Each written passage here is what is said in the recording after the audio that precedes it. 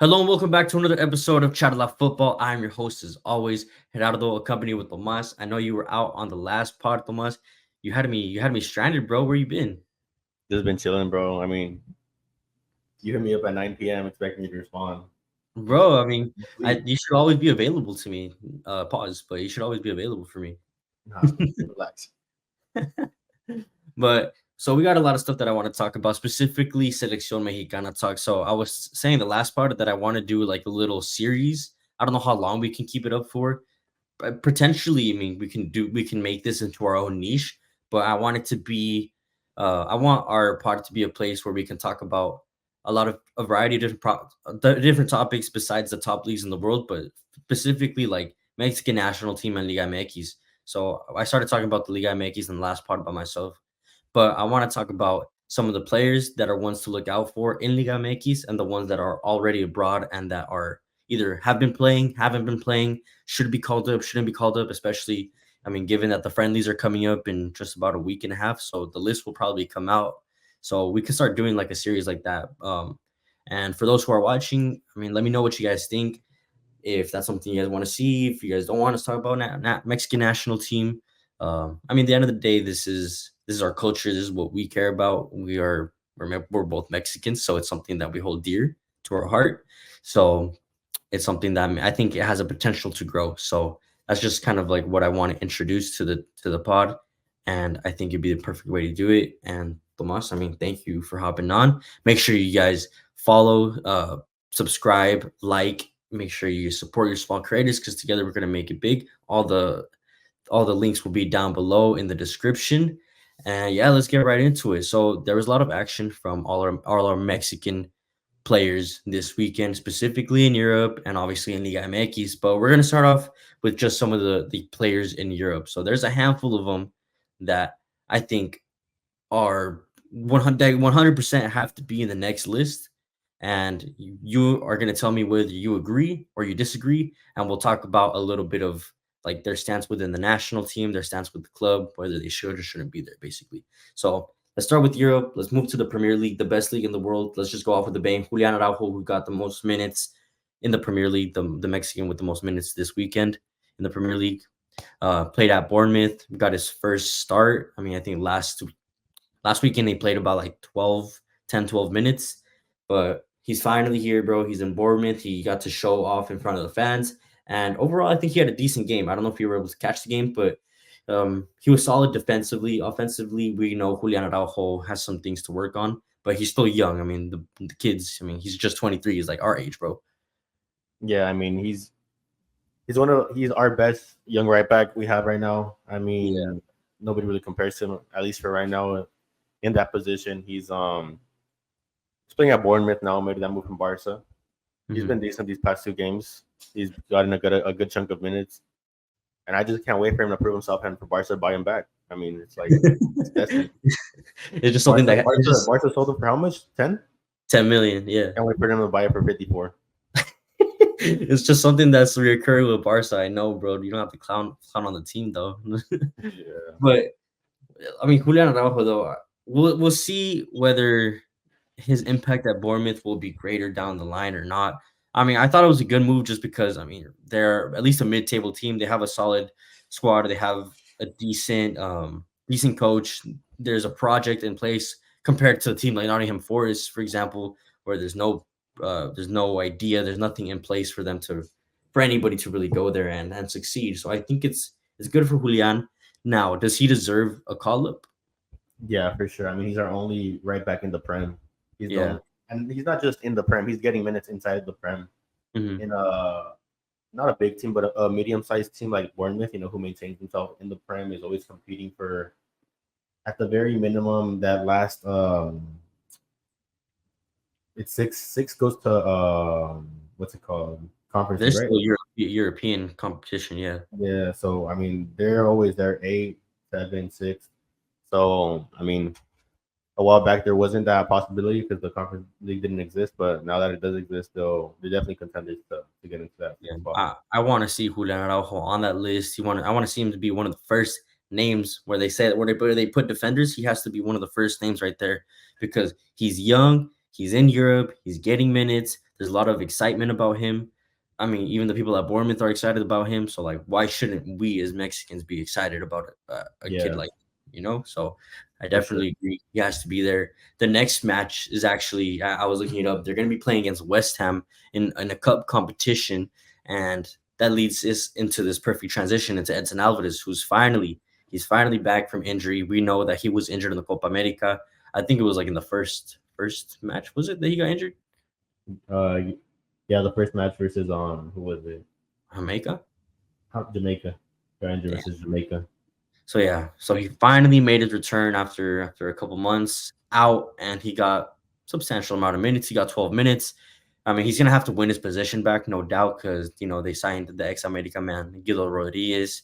They got Suchek in there too, so they're kind of covered in that position. But we know that Edson Alvarez is well loved in England, in West Ham specifically. I think it's when he was being subbed on, you could hear the fans cheering him on.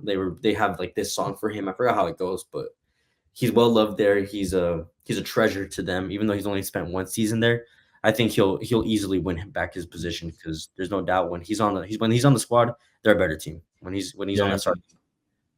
Edson Alvarez has shown his solidarity that he has at center defensive mid. Mhm. Once he is back 100%, I mean, Guido Rodriguez won't even be a conversation. They'll forget about him at West Ham.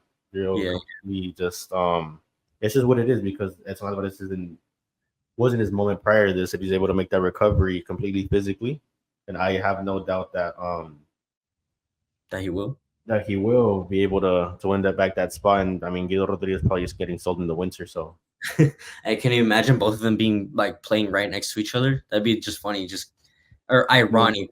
that'd Going be back ironic, yeah, because going back they were that center defensive mid pairing when he was 18 and Guido Rodriguez was. I mean, Guido Rodriguez, how old is he? I don't think he's that much older than Edson Alvarez. Probably pushing 30, but I don't think he's that old either. Probably pushing 30. Let's say 30. But I mean, either way, Guido Rodriguez is a decent player. He did have his stay in America when Edson was there, Mhm. and And they could build some good chemistry right there. Who knows?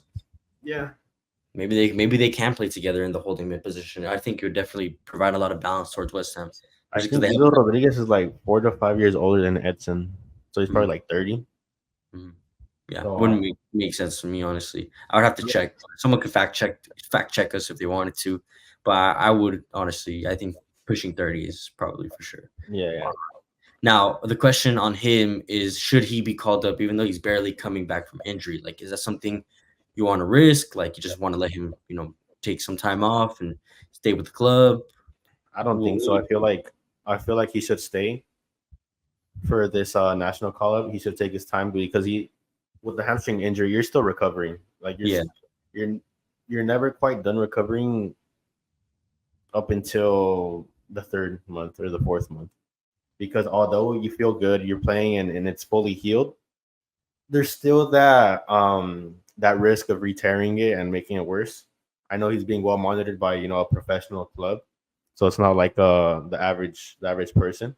mhm. But still, I mean, I don't think he should make that trip. It's like what 12 hours, 12 hour flight. I mean, you're About just on your yeah ass.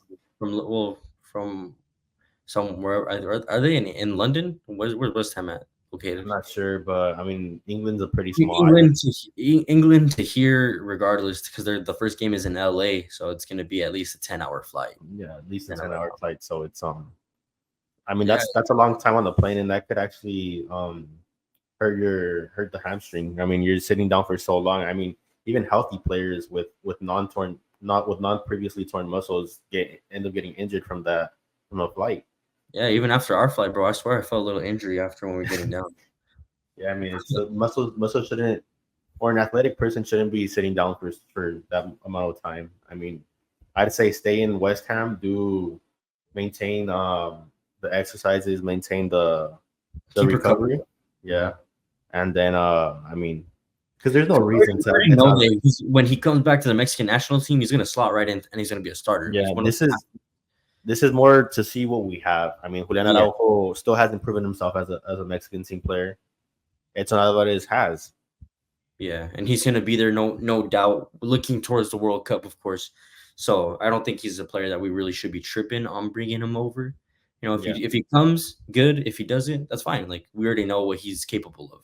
yeah, for sure. Now, someone that is very highly controversial that might or might not be on the list, one of the through the NA guys, Gibran Araige did say that the card has been sent to the club saying that Raul Jimenez is going to make his way back in the team. We already know how that went in the Copa America. He was not involved with a few other guys like the Vacas Sagradas, like they like to call them. But unfortunately, he's been going through some tough times, you know, ever since the injury. And I mean, that's natural, bro. I mean, he's going through probably, I mean, that was one of the worst injuries we've seen probably since I don't even know when. I mean, So since it's been a while. Probably yeah, I since mean, Cuauhtemoc so Blanco. damn, yeah, no, exactly. Like it's sad to see because obviously he was hitting his prime at Wolves. The injury happens. He's a Fulham. He's had like he had like a few months like of good moments last season where he was banging in some goals. I think he got like 7 goals last season, and I feel like that's probably a reason as to why Fulham kept him. Maybe they feel like there's something they can untap. But so far this season, the first 2 games of the league, he hasn't started. He's only gotten a total of 22 minutes in 2 matches. He's been playing under the Brazilian Rodrigo Muniz. So based on that merit, yes, he's playing in Fulham. Yes, he's in the best league in the world, but he's only played 22 minutes. Hasn't really shown any signs of improvement or anything that he can give moving forward. Does he deserve a call up? Based on what merit does he deserve a call up? I Like just the mean, fact that he plays in Fulham in the Premier League? that's about it because I mean, he's benched. Yeah, Let's be honest. He's sitting his ass down at Fulham. So if he does come to Selección Mexicana, I do not expect him to start. I don't even expect him to sub in. yeah. Like he can be there, like give a little competition, maybe some experience, because he's been there, done that. You know, like we have young guys that we'll talk about later that obviously should be there and should be the ones that we're looking forward to developing moving to the 2026 and 2030 World Cup. So Raul Jimenez is the one that I'm like, okay, like you can bring him for the sake of experience, but you should not build a project around him. He shouldn't really be starting, especially if he's not even starting in his club, barely getting minutes at his club. And while Yeah, it's the best league in the world, I mean, why does that matter if you're not getting a consistent run of time under your belt? yeah. I mean, the thing is that I don't think we should call up any players who aren't getting minutes in their teams, even if they are European. Because I mean, unless they're really young, if they're like 21, 19, 20, then maybe, you're not going to get a lot of minutes regardless. But for a player, Raul Jimenez's age, he's not getting those minutes at Fulham. Yes, he provides that experience. Maybe he could talk to these kids, help them out with things that they're going through because he's been through that. But other than that, he has no merit to be called up. There's nothing. I mean, he had that good season at Wolves 4 years ago, but you can't live off of that your whole career. Yeah, we're talking about now, definitely. And a player that we got to talk about that's trending, that's in the mouths of every Mexican media outlet, and even over there in Spain, and kind of wrapping things up in the Premier League, moving to La Liga, is Alex Padilla. So he's been in and around the Mexican national team, at least the sub 23 version, the under 23s, which is fine. But there's been a lot of talk on whether he's going to make a reappearance in the under 23s when a lot of people want him to be playing with the senior team and feel like he deserves a call up to the senior team. I mean, if he's getting a consistent amount of minutes at one of the best teams in Spain and to be doing like incredibly well, I think he deserves it for sure. And yes, he's young, and yes, he has a lot of things to learn. But I mean, what better way to do that than putting him into difficult situations like the top level in the Mexican national team? We already know he has a Mexican mother. He was born in Spain, but he strongly identifies with his Mexican roots. He's already expressed his desire to be there. Alex Padilla, I think, is one that definitely deserves to be there. Yeah, I mean, for sure. The thing is that he's just so fucking good. Like we have no players. We have no goalie in Europe, and he just comes out of nowhere. I mean, it's Yeah, insane. He's good. He's solid. He had that insane save. I think it was versus Lewandowski, right? yeah. It He had was also a good save the game prior to that one. I mean, and let's be realistic. Athletic Bilbao is a top 5 team in La Mm, Liga right now. yeah, They're a top 5 team. they won They're the NBA, bro. they won the Copa del Rey. They're always They produce good Spanish goalkeepers. The De Gea, Unai Simon, and I'm probably gonna miss a few more, but those are just some of the Kepa too. Ari, whatever how I you mean, pronounce. Alex Padilla he's our best goalie. Let's be Mhm. honest, he's our best goalie. People will say Malagon. Malagon has more time, has more experience, has a selection process, but I mean, Malagon early on didn't show us this talent that he has. He's doing the same thing Malagon is doing, but in Spain. Mhm. And I think that's where the merit comes in. For Definitely. me, Alex Padilla, I mean, I would risk it and start him. He's showing what he's been able to do in La Liga. He's showing that he can be a goalkeeper for a top 5 La Liga team. He started versus Barcelona. I mean, what goalie do we have that has started versus Barcelona? Nobody, bro. Right now, nobody. I mean, and he's doing a good job. There's already talk about how Athletic Bilbao fans say that if Unai Simon comes back, he's still gonna have to earn his spot back. Yeah, because I mean that makes complete sense because Alex Padilla has already gotten a consistent run of minutes. He's been playing like full matches even since preseason. So I mean he's gonna have more rhythm than the two keepers that are barely gonna be coming in from injury. Yeah, I mean, it's not like the disparity that's there anymore. I mean, Alex Padilla has proved that he can compete with the best. Hmm. And I mean, if it wasn't for that center back that put his head into Lamine Yamal's shot, I mean, we'd be talking about a tie. Serious. Yeah. Yeah, he would have saved that. But I mean, it is what it is. He still had a strong performance. I mean, Lewandowski shook his hand after the match, so that's respect from a great striker like Lewandowski. Yeah, definitely. I Something that mean, no other Mexican goalkeeper has received. dude, no, for 100%. I think he should be there. He's currently, I think he's in the conversation of top three Mexican goalkeepers. Now, I mean, we're going to talk about the other two, which we already kind of understand and know who will be there. But I think, yeah, Alex Padilla has to be our number one, at least looking forward to the World Cup of 2026, 2030. He has to be the one that we're kind of building our back line around for sure. Yeah, for sure. Now, moving towards Serie A, Johan Vasquez, he got 90 minutes playing for Genoa. He finally started, I think, in the last match against Inter Milan. He only played 30 minutes. But against Monza, he played the whole game, but he didn't seem like I don't know if it's fully fit or confident. I don't know. Like there was a moment where let me say that in Genoa won 1-0 against Monza, but there was a moment where Monza scored and it was coming from their side. It was later ruled offside and the goal didn't count, but it came from the side where Johan Vasquez was. And like I said, I don't know whether he's like going through a difficult time at the club. Like I said, he didn't start the last game. He did start this game, but one was against Inter Milan, the best team in the league, the current champions, and one is against one side. Like, I mean, they're not title contenders any year. So, Yeah, um, should he be there? Yes or no? Do you agree? Disagree? yeah. I mean, he's proven to be one of our best center backs. Maybe he's going through a tough time with the club because Italian sides. I don't know if the center back starting over him is Italian, but they tend to lean towards Italian center backs. But I mean, he's still one of our better center backs. I mean, you saw the performance that he did in the Copa America. If we had forwards that were able to finish, or even a center midfield that could score Mhm, outside of the box, like one or two, and we'd be talking about a whole different conversation of how Cesar Montes and Johan Vasquez are our center backs for eternity. mhm. But the thing is that we didn't have the forwards for that, so now it makes our defense look bad because we got scored on once. In 3 Was it games, though. once in three Honestly, games? it's not even that I don't even think we made our defense look bad. It's just more the forwards made The themselves forward, look the bad. And forward made. How would I say this? If the forwards would have scored or would have finished on their end of the bargain, you'd be talking about one of the best defenses in the Copa America.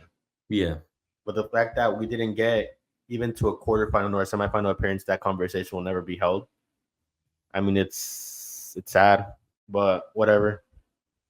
Johan Vasquez is still one of the better center backs that we have. I feel he should still be called up, and I mean that's pretty much all I can say. But I'm gonna go with the same just because I mean He's playing for a mid-table team in the Serie A, highly defensive league, as we all know, where a lot of great defenders have come out. He's still young, only 25 years old, and he was one of the best defenders in the Copa America, along with Cesar Montes, who we'll talk about later on. But yeah, he has to be there, no doubt. And yeah, I mean, there's no other discussion about Johan Vasquez. I mean, we already know what he can provide. Whether he'll be here for this call up for El Vasco to watch him to see whether he likes him or not, that's a different conversation. Do you feel like El Vasco will probably call him up realistically? Yeah, realistically, he probably would because I mean I he's want to our watch. only real center back in a competitive league. I mean, we also have Montes, but he's in the second division. Yeah, So we'll talk it's about him in a second. Before we get into that, there's still a few more players I want to run through. El Chucky Lozano. So this one's an interesting topic because there's a lot of speculation that he's not going to get called up, that he will get called up. We don't know yet. Honest, we'll find out when the list comes out, and then we'll make a separate video about that. But I definitely think that Irving El Chucky Lozano has to be there, just given off of what we've seen so far in the Eredivisie. I think he already has like 3 goals, maybe like 2 assists in like 4 games, something like that. yeah. So he's been influential in most of the games that he's played in. So I think he's definitely a player that has to be there. And I know in the Mexican national team, there's a lot of controversy around his name. There's people that honestly are kind of fed up with him. He was left off of the Copa America roster and based off of, he wasn't in good form when he was at Napoli towards the end of the season.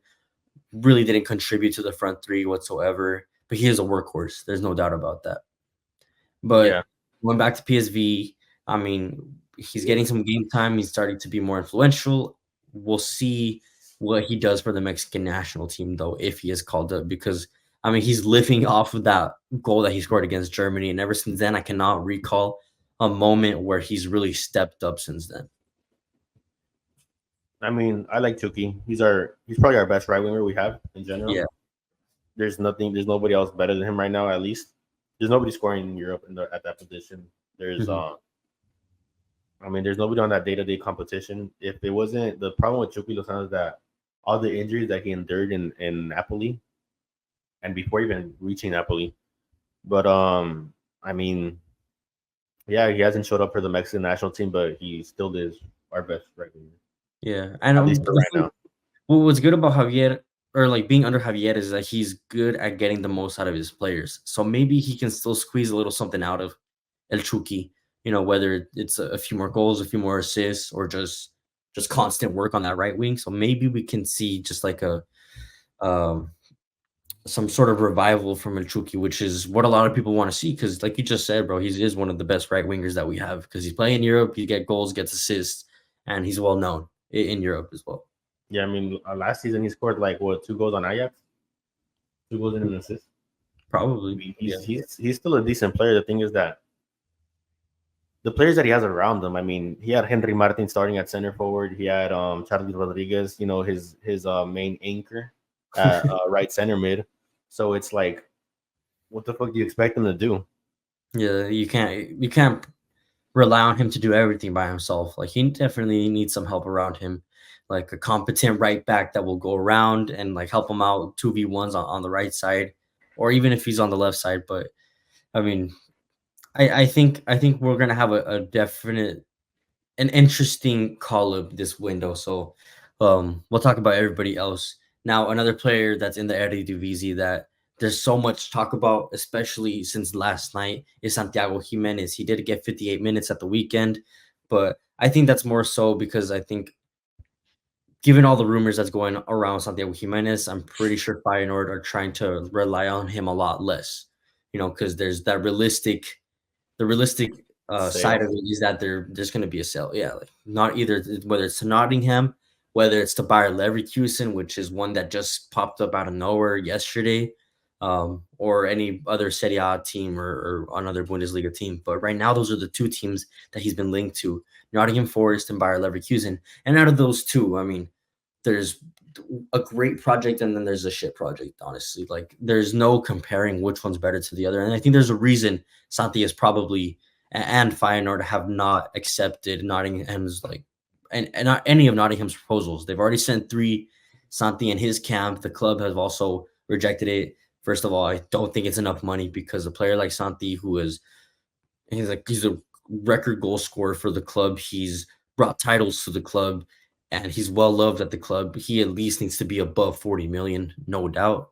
And just talking from a Mexican national team standpoint, I know that he wasn't. I mean, he didn't cover himself in glory at the Copa America, but I'm sure people are understanding now that it's not really his fault. It's just the crew that he has around him aren't supplying like the way he's supplied at Feyenoord. So you put him in a team like Bayer Leverkusen, bro. I mean, he's just gonna grow immensely, honestly.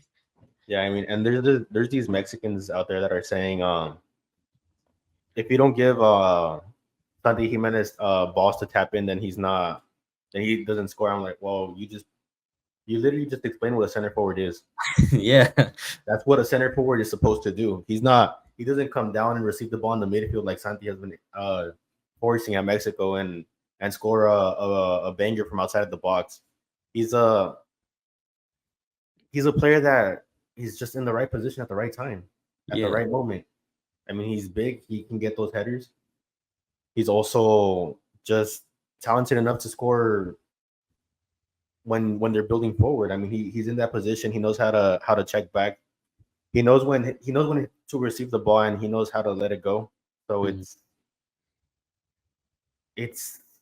I mean, he's our best center forward we have. There's nothing we ever have. I mean, how are you, the average person, gonna say that Santi Gimenez isn't good for the national team, but Bayer Leverkusen says, we need him. Yeah. Or we want him. It's like zero ball knowledge. You don't know what you're talking about. You don't watch football. You watch hockey. I don't know what you're Fan de hockey. But no, yeah, there's no doubt that he is the future of the Selección Mexicana. So there has to be sort of like this care around him, like this apapacho that they like to say in Mexico. They have to definitely watch over this guy because he is the future, looking towards 2026, 2030. Like you just said, if Bayer Leverkusen want him, why wouldn't we want him at the Mexican national team level? I mean, if not even want him so bad, they're sending in 3 different bids, and every single bid is better than the last one. Why wouldn't we want him? And yeah, it's just Nottingham Forest. They're a relegation team in the Premier League, but it's the Premier League, bro. At the end of the day, it's the best league in the world. And whether Nottingham Forest stay in the first flight or end up getting relegated, I mean, the fact that they're heavily interested and heavily linked to a player of Santi's caliber means that at least they want something more for their club, and maybe they want him to be the face of their project. Now, for Bayer Leverkusen, it's a different story. They do have prolific strikers in their disposal. They have Victor Boniface, they have Patrick Schick, 2 very, very good players. There's no doubt about that. But there's the controversy or the speculation that they either might leave this summer in the last week of the transfer window. So we might see a surprise from Bayer Leverkusen this summer in the next week or so, or that they leave sometime in the winter, which could also be probable. So there is that conversation that if it doesn't happen this summer, that he will go in the winter. But I think it's pretty much all wraps, right? The thing with Bayer Leverkusen is, although they have accomplished, the same thing will happen to them that has happened to the Ajax of 2017, where they have this miracle season and it's a wonder, but most of their players end up sending for historically bigger clubs. So that might happen, but what's also a subject that we need to talk about is this agenda behind Televisa for Santi Gimenez. How Jaime Lozano in the first 2 games with Jamaica, and where was it? Jamaica, and then was it Venezuela? He plays like the last 35 minutes, and the picture is Santi Gimenez failing, or the description is Santi Gimenez failing. Santi Gimenez not being able to do it, but it's not those Antuna crosses that are going from one flagpole to the other. Those those terrible Julian Quiñones links where he's just kind of like doing what he is, running like a horse. It looks like he's galloping, but whatever. Whatever. The thing is that imagine how much more chemistry Santiago Gimenez would have playing with Irving Lozano on the right wing, or giving him a decent center attacking mid, or a decent left winger. I mean, it's just a crafty left winger. Now, on would be way better in that position. And that perfectly leads into the last topic before we stop talking about Santiago Gimenez. What lineup or formation do you feel like he would suit him best? Because as we all know, we have to build a team around him. There's no denying that. I don't think anybody would say differently. He should start for Mexico. Yes, he should be called up this window. Yes, 100%. Vasco, I'm sure, is going to want to see him. What lineup or what formation do you feel like would suit him? Him as the lone striker, playing alongside another striker, as we know that Vasco likes to play in that system where it's like a 3-5-2, where there's two strikers up top. What do you feel would suit him the best? Mm, it's difficult to answer, but honestly, I think, I mean, him as a lone striker at Feyenoord is working. Hmm. So he's able to hold the ball up. But the thing is, the players that he has around him, because he has Paixão and he has Stings. Those are players that support him. That when he receives the ball, they're making runs either in behind or under him to receive the ball off of him. So you could use that, but you need the players for that. I mean, you need a player like Paixão, and to be honest, I mean, Paixão, the closest thing we have to Paixão is probably Orbelin Pineda, and that's nowhere near in the quality that Paixão holds, at least right now. Hmm. And I mean, you could try that. I mean, it'll maybe we'll create a lot more, but we don't need creation anymore. We need a finish. So I feel like for me, I would try Santi in the double center forward because I mean, this past Copa America, we proved that we create a lot more when we have two center forwards up top. It allows us to open more for centers and crosses. And if we would have just had more precise crossing, take Antuna out, send them back to Mexico, Ciudad de Mexico, No, and yeah, for sure. Yeah, for sure. and keep them there. I mean, lock them up, keep them at Cruz Azul, put them in the Cruz Azul prison. Just don't ever let him touch another national team jersey ever again in this You're life. just start going on a tangent about Antuna. We're talking about But Jimenez right whatever. It's if we had decent crossing, I mean, let's be frank about it. We would have probably now. At least had advanced a few more goals. Yeah. a few more goals, a few more crosses. I mean, it's Memo Martinez couldn't finish in any of the games. He had a lot of opportunities, but what real opportunity did Santi have that he didn't create on his own? Hmm. I mean, it was really just that Cesar Montes through ball where he brings the ball down perfectly and just, I mean, he shits the bed. But the fact that he showed the quality to bring the ball down perfectly, because I remember a similar through ball for Henry Martin in La Copa America, and it just bounces off his shin and goes straight to the goalie. So it's just I would try a 4-4-2 to answer the question, Yeah. or I a would 3-5-2. maybe not. I would try a 3-5-2. That is my ideal formation, just because Javier, he's already has shown that that's what he likes to play, specifically at Mallorca. So, and I think it's might be his formation that might suit Santi, and definitely Mexico. We already know defensively we're very solid. So with the defenders that we have at the back, we don't have to stress too much about that. I think it's just moving forward. We need to put more people in the midfield, and definitely an extra body in the box won't do us any damage. So with Santi and maybe one of our other forwards, I think it would be a dangerous combo. So we'll see how that looks, and if that's something that El Vasco will look into doing. Now, kind of wrapping up the European guys that did get some minutes in Mexico. Luis Chavez at Dynamo Moscow, he played 84 minutes. He's now a consistent starter. He started in the last 4 out of 6 matches for Mexico. I mean, he's Mexico. I mean, for not for Mexico, for Dynamo Moscow. And we already know he's one of our best set piece specialists, and he's one of the most creative passers for Mexico. He didn't exactly perform extremely well in the Copa America, but that's not really his fault. Everyone performed extremely poor pretty much for at the Copa America, so it's not really his fault. He has 1 assist this season for Dynamo Moscow, so I think he has to be in the call up, and he definitely has to be a player that Bosco is looking to at least advance a little higher into the field, maybe get into positions where he can influence the game, not really checking in so deep, but being more in like the final third, closer to the box where he can take a shot, maybe score a few more goals. Yeah, I mean, the thing that Luis Chavez played so low in the Copa America is because the center midfielder that he had to deal with. I mean, he had Luis Romo, Charlie Rodriguez. I mean, these are players that provide you zero support. I mean, Luis Romo supports you going forward with the ball. He does a lot of ball passes and he just runs around. But Charlie is just what does Charlie do for the He's selección? I think he's Charlie is the biggest great scam. at passing back into the side, bro. Honestly, That's something that I don't need in La Selección Mexicana because I need goals. Passing back into the side. I mean, I could put in Espirito and he would do the same.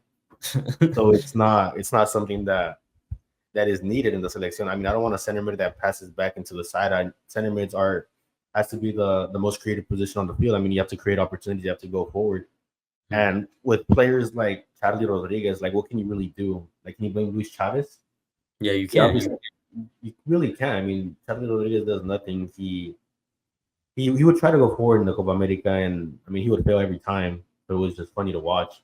But at the same moment, he's impeding Luis Chavez to go forward because he's going forward, so Luis Chavez has to hold back. Mhm. When you put in a player like Edson Alvarez, Luis Chavez is going forward freely. Luis Yeah, for Chavez is sure. going forward all day. He provides a little bit more stability in that sixth position where you don't really have to worry about like defending as much because El Machin got it back there. He's gonna Machine take got it. over any ball that is coming his way.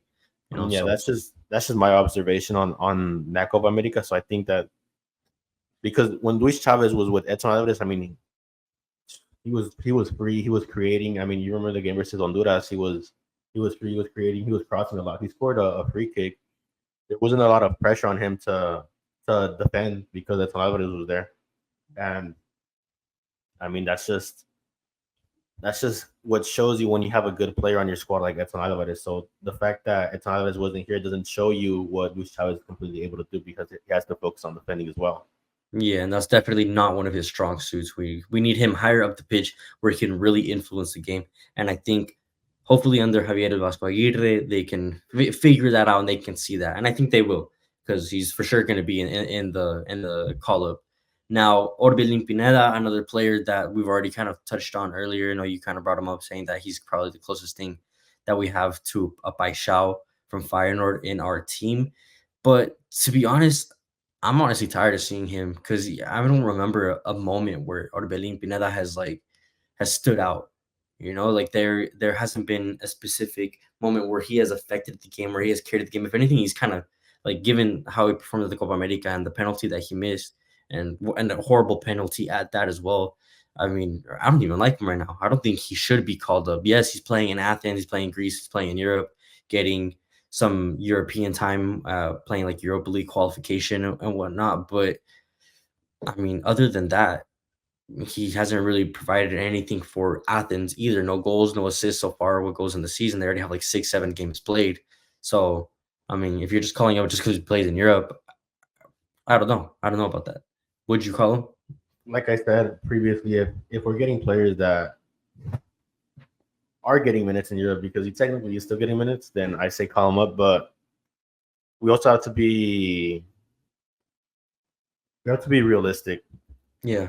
Orbelin Pineda isn't the player that was 21, 22 is coming out of Querétaro, 24 makes that big move to Chivas, or 23, sorry.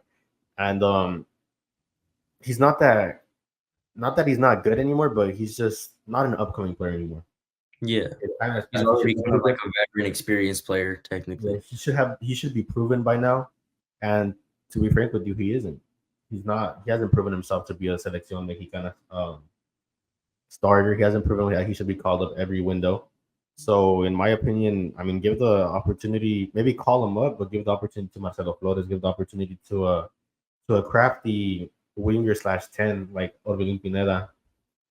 Because I mean, I like what Flores is doing at Tigres, and I like what he did last season. So it's just, I mean, give the opportunity to him. Why does Orbelin Pineda deserve another opportunity? He hasn't proven anything. If you're a national team player who has been there 3-4 years and you haven't proven anything, then What's the point? what the fuck are you there for? Yeah. Like you're just there cashing in like the what would I say the luxury experience of being a national team player. They're just enjoying the sunset and the views and the micheladas. No, yeah, I definitely agree. We should give the opportunity to some younger guys that are definitely up and coming, like a Marcelo Flores. I think he's a perfect shout and a more creative midfielder at that. Now, I'm going to bring up some names, and you let me know whether we should bring them or not. Some of them being dual nats, one of them being injured. So, I mean, Rodrigo Huescas, I think he's kind of out of that list. He has made that big move to Copenhagen from Cruz Azul, and he's already well loved within the Danish community. So to see him playing well, I think he already has an assist or might have scored, but it was offside, something like that. Um, he is injured right now. He's not going to come back until early September, and by then, I'm pretty sure the games have already went down. So he's not going to get called up this window. I would like to see him in the future, whether it's the next window to get called up and see how he does. Um, then now some other names that I just want to throw in. Cesar Montes, like you said, you mentioned something earlier saying that if you're playing in Europe or if you're in Europe but you're not getting into minutes, you shouldn't be getting called up. And Yeah, that's kind of the idea with Cesar Montes right now. Even though I do think that he is one of Mexico's best defenders, and he proved that already, especially at the Copa America. Right now at Almeria in the second division, he has not played whatsoever. So, I mean, what do you do in that kind of situation? Do you still call him up even though he's not getting any sort of minutes? the thing with Cesar Montes is that he is a special case because I mean he's the only good center back we have other Yeah, than Johan Vasquez. Now with Almeria, I don't know what the fallout is about because he still is one of their better center backs. I mean Almeria's backline is terrible. I don't know why they would bench him, but maybe the coach is trying something different defensively. But Cesar Montes was not one of the problems that Almeria had at descending last year. yeah, So it's not. I don't know. Maybe he's using a scapegoat. I mean, Cesar Montes is not a bad center back. I mean, he has a good leg to give those forward balls for. He creates opportunities for the forwards. So I mean, I wouldn't be able to tell you why he's benched at Almeria, but I'll tell you this: when he plays for Mexico, he puts the jersey on and he's good. He's solid. he wears it with pride, and that's something that El Vasco said in one of his press conferences, that he wants players that are proud to be part of the Mexican national team, that want to be there, that will die for Mexico and die on that field, not literally, but that are willing to give it all. And I think Cesar Montes is one of those guys that has to be there. And yeah, like you said, it is a special case. So I agree. Whether he's not playing or not, he has to be there because he's already proven himself at that level at least, and he needs to get out of Almeria if they're not going to give him more minutes by the end of this transfer window. So Yeah. that's a special case for sure. Now, there's three names that I'll just kind of bring them up quickly, and then you just let me know whether they should or not. Two of them being dual Nats, Jonathan Gomez and Richard Ledesma. Richard Ledesma at PSV, he's been getting consistent run of minutes. Jonathan Gomez, we all know that there's been a lot of talk about this kid. He was at Real Sociedad. He did the preseason with them. Now has moved on to the Greek Super League, and currently in first place over Orbelin Pineda's team. So those are special cases because I don't think they've been called up for Mexico just yet. Might have been in the youth ranks, but I don't know if they're players that we should be looking at. And they also have shown their interest in the U.S. So let me know what you think about that. And then Antonio Portales, who plays at Scotland, I just have to bring him up because he is playing in Europe. He's playing in the Scottish division, playing against teams like Celtic and Rangers. He scored goals against almost everybody in the league at this point. He is like one of the highest goal scoring center backs that Mexico have in Europe. And we had him on the podcast too. So, I mean, that's our boy right there. So we had to at least shout him out to at least have eyes on him. Somebody else has to have eyes on him besides us. So from those three players, who are you bringing? Who are you not bringing? Are you bringing any of them at all? Okay, I'll go with Antonio Portales first. Antonio Portales he's a decent center back. I mean, I like how he plays, so I would call him up in the way that, how would I say?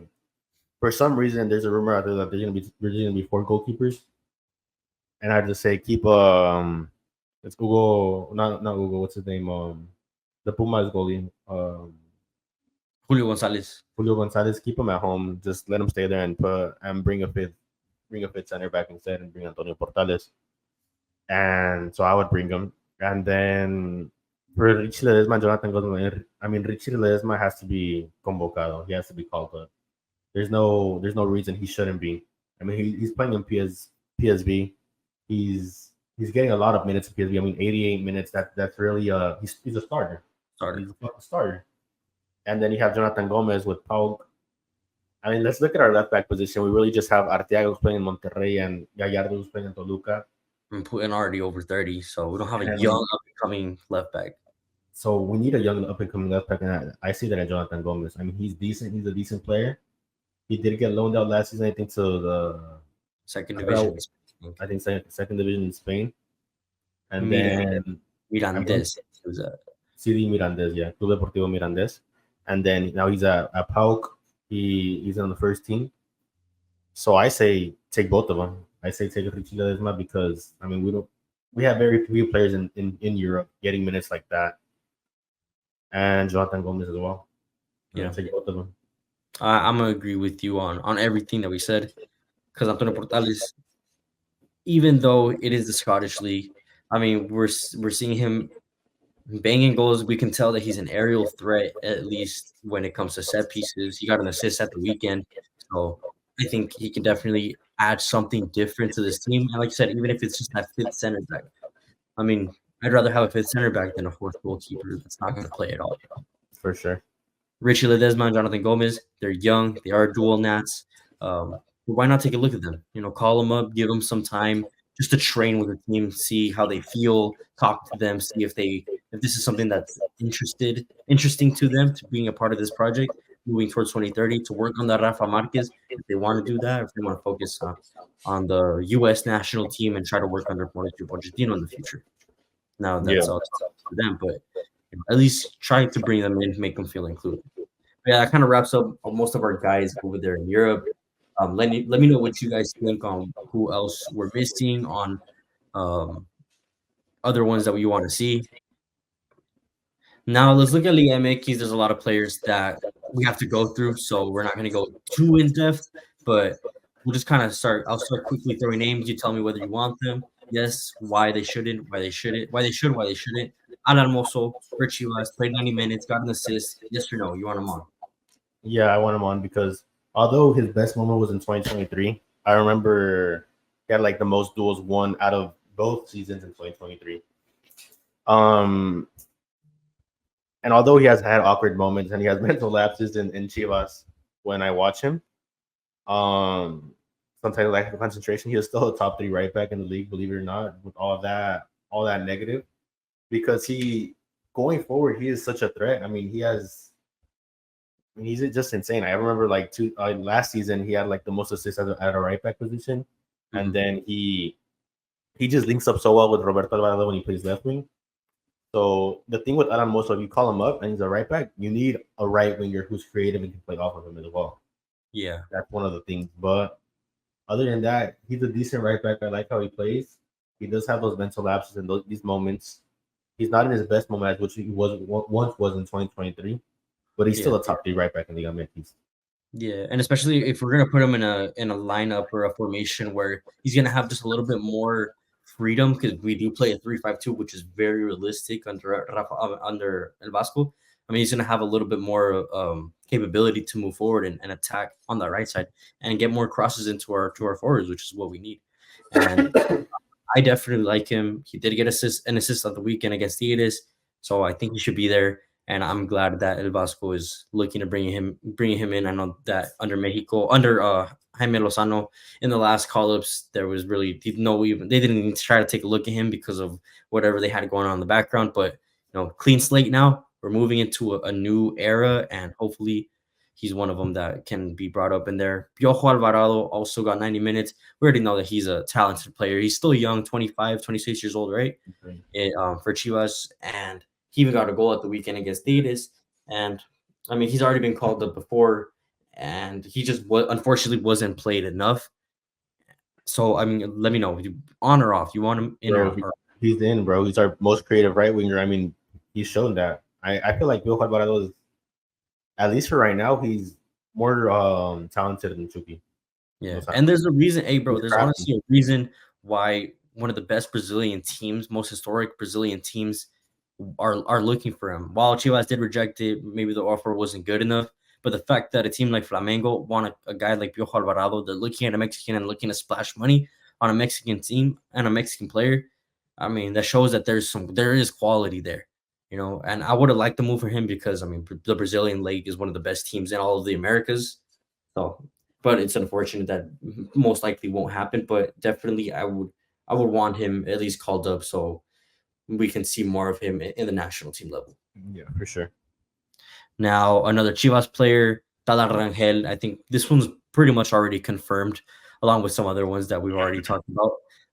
Gerardo and did leak that he will be called up. He's one of the 3 goalkeepers, along with Alex Padilla, and the other one that we'll talk about next is Luis Angel Malagon. Talar Rangel, I don't think there's any doubt. He's one of the best young Mexican goalkeepers, plays for one of the most historic teams, one of the best teams in all of Mexico and Chivas. And he's already proved himself in Liga MX. And I mean, he's been in or out of the Mexican national team. I don't think there's any doubt on like whether he should or should not be there. He literally just saved one of the Liga MX's best center forwards penalties the other day. I mean, he saved Guiñac's penalties.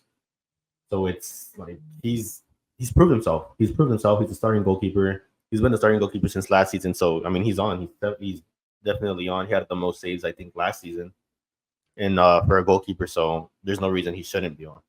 Yeah, on for me too. I definitely at least give him more experience at the national team level for sure. Keep him there. Luis Angel Malagon, 100%. I don't think there's any discussion. He is the best goalkeeper in Liga MX. I think he will most likely be the starter. Right now, just because he's already had so much time at the Mexican national team level and has been a starter and has been crucial in moments for the Selección Mexicana, throwing back to that game against Honduras where he literally saved us from embarrassment. Yeah, 100%. He has to be there. I'm not even gonna ask you, bro. Let's just move on to the next one. Henry Martin. This one's where it gets a little complicated. There is already the rumor that he's already been called up. And I know how you feel about him. I know how a lot of people feel about him. There's very controversial player because of when he wears the Mexican national team jersey, he really doesn't bring anything different that we haven't seen before. The thing with Henry Martin is that although he's in the same boat as Santi Gimenez, where he's been underproven in Selección Mexicana, he doesn't play in Europe, and he's not under 30 years old. He's over 30 years old. There's no reason that we should be patient with him.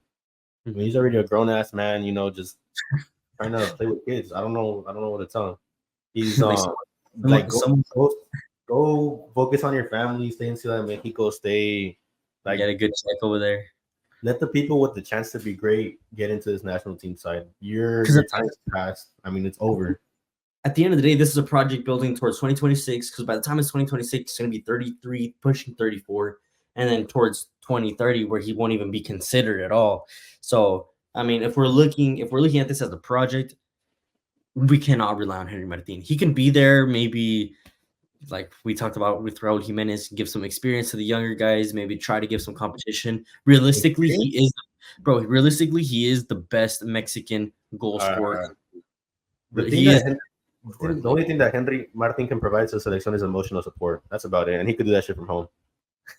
But bro, you cannot deny that he is the best Mexican goal scorer in the league. Like if we're looking at, you have to call the best. Like the Mexican national team is like you have to be calling the best of the best, and we have to call the best in Mexico. And he's the best forward in Mexico. If we're going off numbers, now like let's be realistic.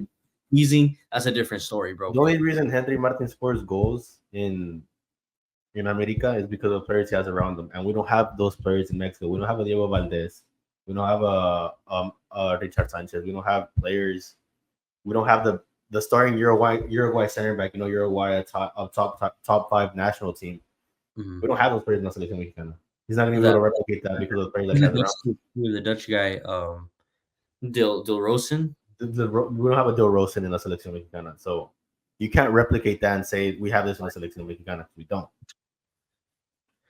Yeah, I know. I understand that. But at the end of the day, the Mexican national team has to be formed and filled with players that are the best in their league and in other leagues. So if we're going off of that, I mean, he has to be there at least. So while it is controversial, let's just move forward. So you say on or off? You should be on or off? Off. I'm going to say on just for the sake of what I already argued. Moving to the next one, Marcelo Flores, 26 minutes against Chivas. And we've already seen what he can do with Diaz. I mean, coming off of the bench, he's a very creative player, a lot of energy. He's very much just a different player overall. He's been in Europe, technically in the academy for Arsenal. And I mean, he's one of the best prospects that we have probably looking forward to 2026, 2030. So a player that Mexico needs to take care of, a player that we should at least throw into the national team level, give him some more time because it's unfortunate that we took him to the Copa America and he didn't see any minutes, right? Yeah, I mean he did. I don't remember him playing in the Copa America. He didn't get any single sort of minute, and he's a good alternative, at least off of the bench. He doesn't have to start if you don't want to start him, which for whatever reason, I don't think why he shouldn't be starting. He already has a couple goals under his back for Tigres.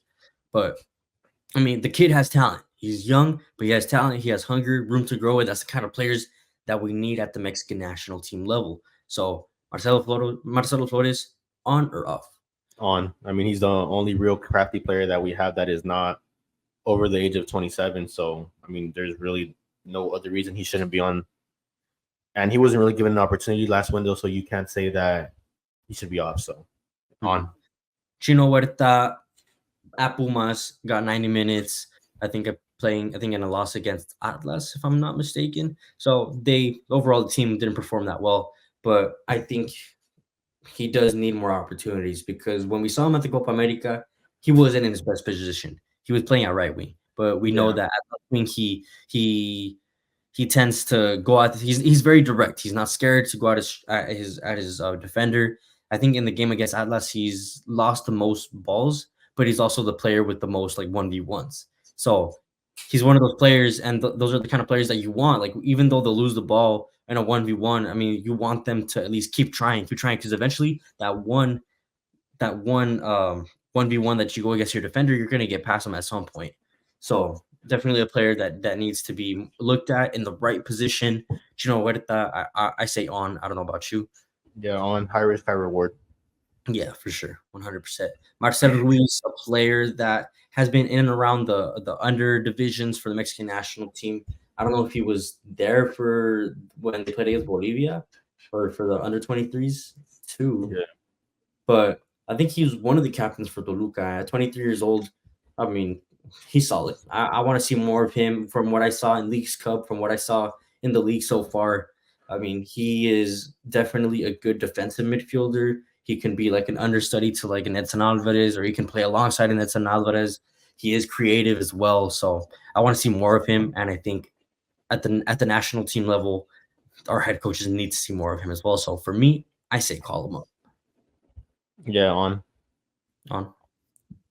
Now going to Jesus El Canelo Angulo. He is kind of approaching the 30s. He's 27 years old. He's been in different teams in the league, at León, at Chivas. He's going through a good stint over here at Toluca. He got an assist this weekend against San Luis. He had honestly a beautiful shot from outside of the box where he almost hit it top right, but the goalie saved it. 67 minutes total played against San Luis, and I think he's a different player in the sense that just the way he moves off and on the ball, and I think he has a really good left foot.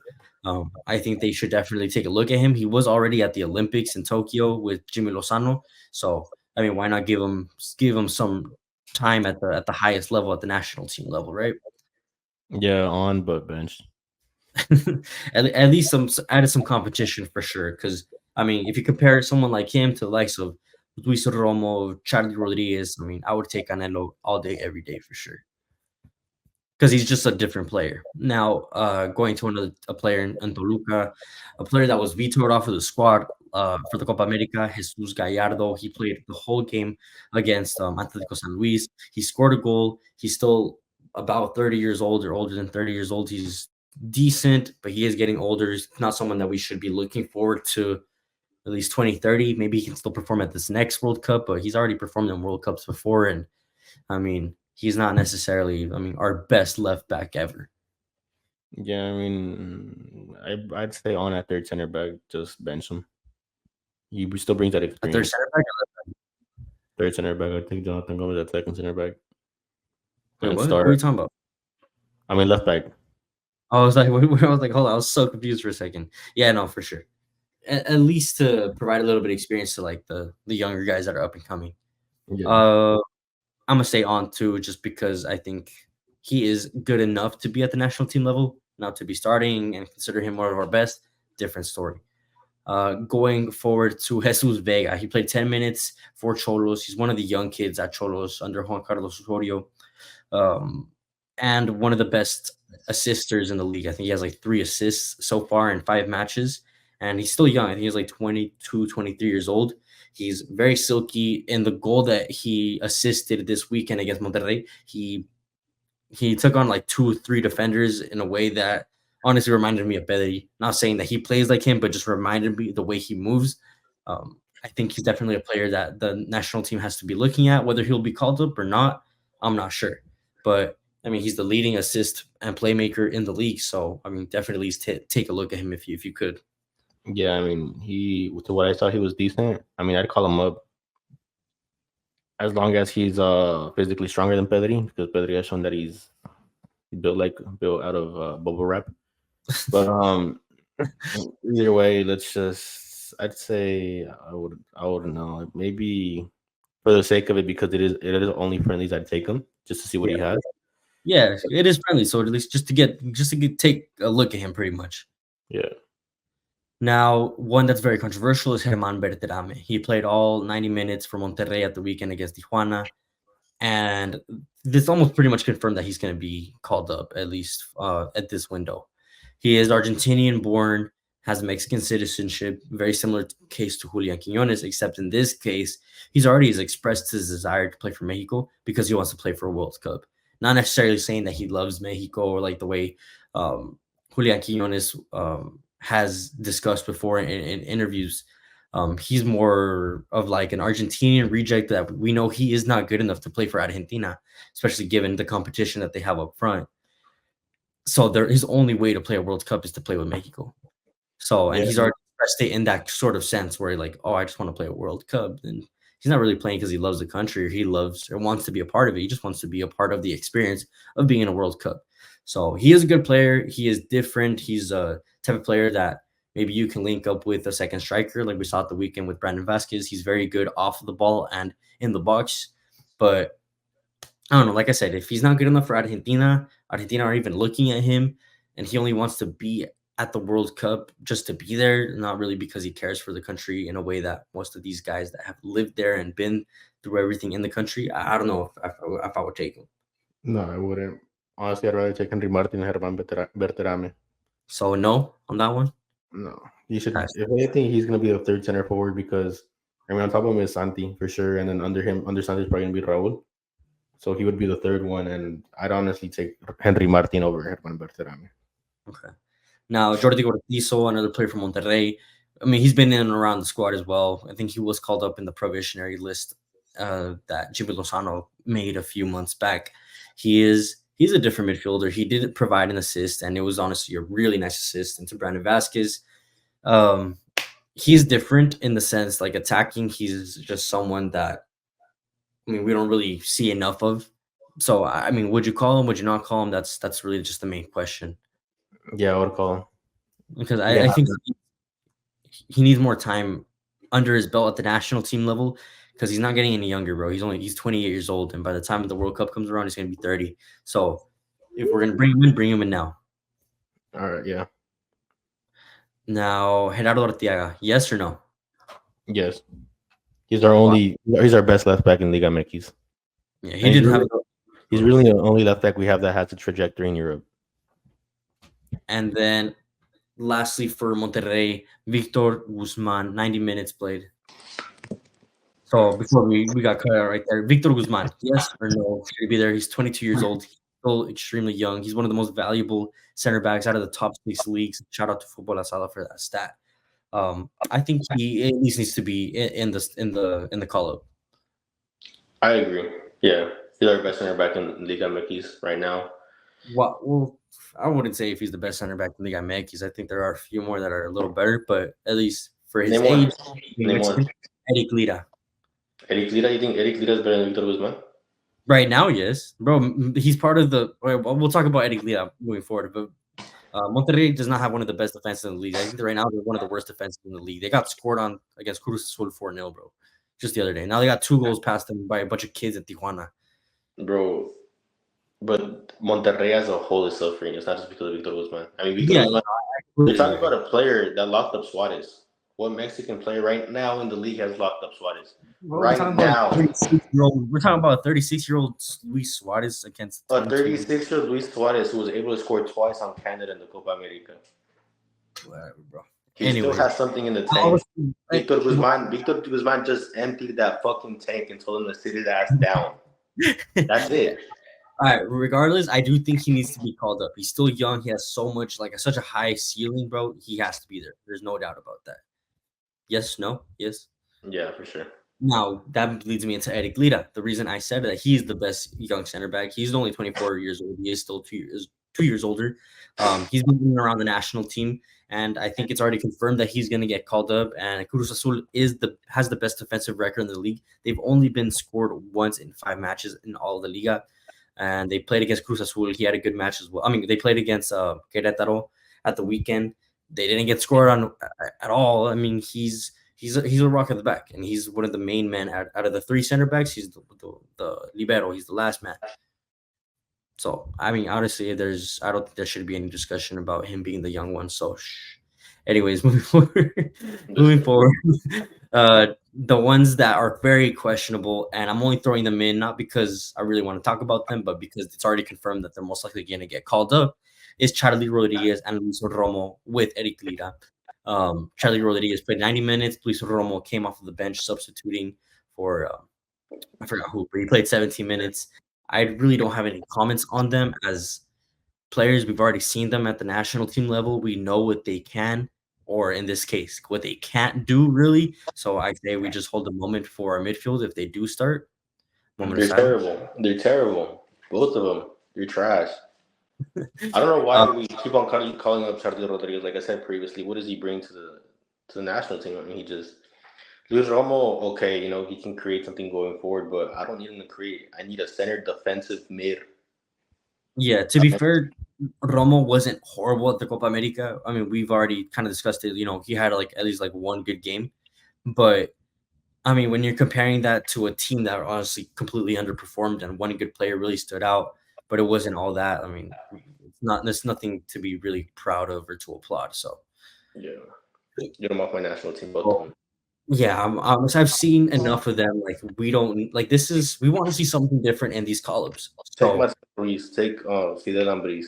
Bring somebody else, bro, because we've already seen what these guys can and cannot do. So I mean, the point of these kind of windows are to see different players, not the same players. So I'm gonna agree with you on that one. Now I'm gonna throw in some honorable mentions. We have to talk about Julian Quiñones, who was in the previous at the previous Copa America. Played 90 minutes, got 2 goals in the Saudi League. But the real question is the Saudi League better than Liga MX and MLS? I'm going to answer that real quick. I'm going to say it's not. You can answer that. Let me know what you think. Is Saudi better than MLS and Liga MX? Probably not, because the Liga MX still has a lot of young, decent South American talent who end up making that jump to Europe, and then young, decent Mexican talent who, although rarely, make a jump to Europe. So versus players who came from Europe, had a decent career or had a very good career and are getting paid millions, but they're already past their prime. Yeah. And I mean, if one of the biggest things in the Mexican national team is that we rarely call up MLS players for the reason that they're playing MLS, and we think that it's below Liga MX level. We don't think it is. Well, I'm gonna say that right now it's controversial. There's a lot of things that needs to be discussed, but we can turn that into a different video. But the fact that if even at the Mexican national team level, we're not calling up players that play in MLS because of that reason, then why are we going to call up a player that plays in the Saudi League if we know that the Saudi League is not better than either of these 2 leagues in MLS and Liga MX? And I understand he's been already at the national team level.